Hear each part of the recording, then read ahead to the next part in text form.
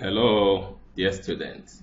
You're welcome to JST 122, that is Communication in English 2. This video covers study session 2, Effective Writing Skills. In this section, you will be introduced to some of the problems that will confront you in writing in English and how to tackle them. It also takes you through the forms, mechanics, features, and technicalities of effective writing.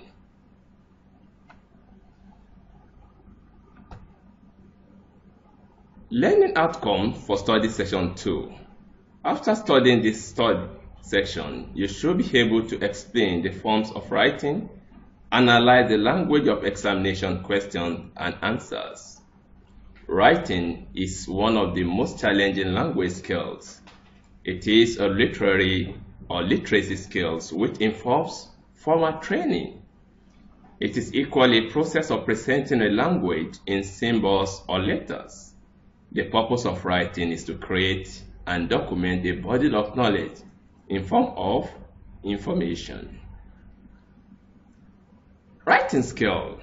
Writing is an important way of communication. Also, it is a medium of communicating your thoughts to others. It is an expressive language skills. It affects the way you think and learn. It increases your chances of success in your academic pursuits. It engenders your personal development and enhances your relationship with other people. A scholar once said that learning to write well takes time and much effort, but it can be done. Writing is an important way of communication. Okay, here we're going to know how a good writing skills should be. At this point, we're to point out the qualities of good writing, discuss the writing process, identify the forms of writing. All these things will be taken one after the other. The qualities of good writing.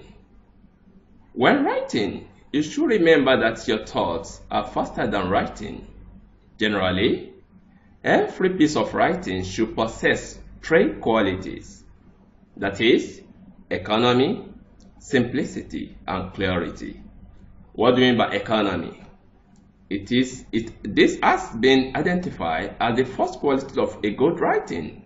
It implies that a sentence should contain no necessary words and a paragraph, no unnecessary sentence, for the same reason that a drawing should have no unnecessary lines, and a machine, no unnecessary parts. Simplicity. Simplicity, it is another quality of good writing. In an attempt to be simple, you must not be boring. You must vary the structure of your sentences. Clarity. When we're talking of clarity, we're talking of how to clarity entails saying what you want to say and doing so without ambiguity. Ambiguity simply means when an expression or a word generates more than one meaning. Your sentences should be direct and effective. They should be understood.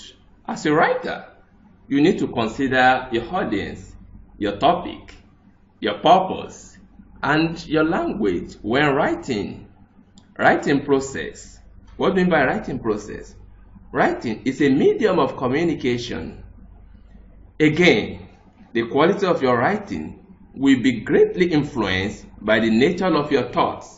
Effective communication through writing should be based on your ability to present your thoughts, ideas, and experiences coherently.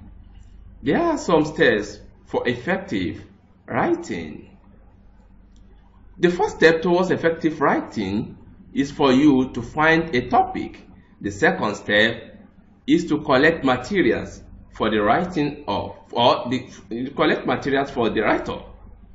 The third, you should attempt an outline of the myriad of ideas, thoughts, and information you have Jot down everything you deem relevant to the topic.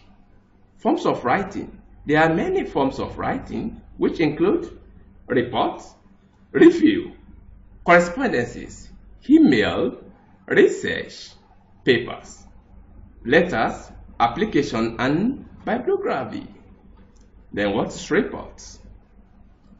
When we are talking of reports, a report is an orderly and objective communication. Therefore, it must be characterized by order and objectivity. In addition, report is a document in which a given problem is examined for the purpose of conveying information, reporting findings, putting forward ideas, and sometimes making recommendations intended to serve as a basis for action. Review. When we are talking of review, a review is a critical essay. Here, you should know that critical is used not to mean to find fault. It is not to find fault at all. The Greek root of what means to separate, to discern, to choose, or to choose. It is a write-up that is based on informed reading. A review is a response to what has been read. Writing a review is not all about fault finding. It is about reading and analyzing carefully. Other words associated with reviews are evaluating, speculating, separating, and reacting. As a reviewer, you need to assess the various parts of a work or subject and interpret them. All these forms of writing are referred to as correspondence. The memo are usually letters exchanged by employees in a daily conduct of their work. They often contain routine inquiries, routine responses, policy instructions, and directives, while letters are circulated both within and outside an organization. Memos are intra-organization write-ups. There are two major categories of letters, which are the formal and the informal letter. What do you mean by electronic email, which is known as email? Electronic mail, which people call email, can act as a carrier of information as well as an informal message organ. The email format is very similar to the memo format. Then what's a research paper? A research paper is an extensive formal composition giving information gleaned from reading a number of sources. The purpose of this form or writing is to find out how much you have discovered and learned from reading about a particular topic. Let's move here. When we are talking from the three, let us move from the three major steps to a review. That is the pre-review, the reading, the review proper. You will be writing examination during the course of your program. You should be able to present the language of examination question and answer, identify kinds of examination question, write specific examination answers. Things to avoid in answering examination questions. Let us start by saying that success in tertiary education requires you to have the ability to write effective examination answers, which entails a good knowledge of the subject matter and discourse competence, as well as knowledge of essential grammatical system needed to express ideas in meaningful and well-constructed sentences. It is important for you to know that written examination or essays will not normally contain the following. 1. Contractions. That is, you shouldn't say isn't instead you say is not, will be used instead of is not, isn't rather. They have instead for they have. Hesitation. When we are talking of hesitation, they have instead of they have, as in the contracted form. Then hesitation fillers, that is, well, you are not expected to write well and all sorts of things, etc., which might be common in the spoken medium, should be avoided. Familiar or informal style should also be avoided too. A number of phrasal or prepositional verbs which are suitable or appropriate in an informal style should also be avoided. Things to avoid. Remember, we are discussing things to avoid in the examination questions. So it continues. Then, what exactly is the language of examination question and answers? Kinds of examination questions. Examination questions can be classified in a number of ways. They may be categorized according to the keyword which they contain. This includes words, instruction verbs. When we are talking of WH questions, these are questions we start with, such as what, which, who, how, they, to what extent, and how far.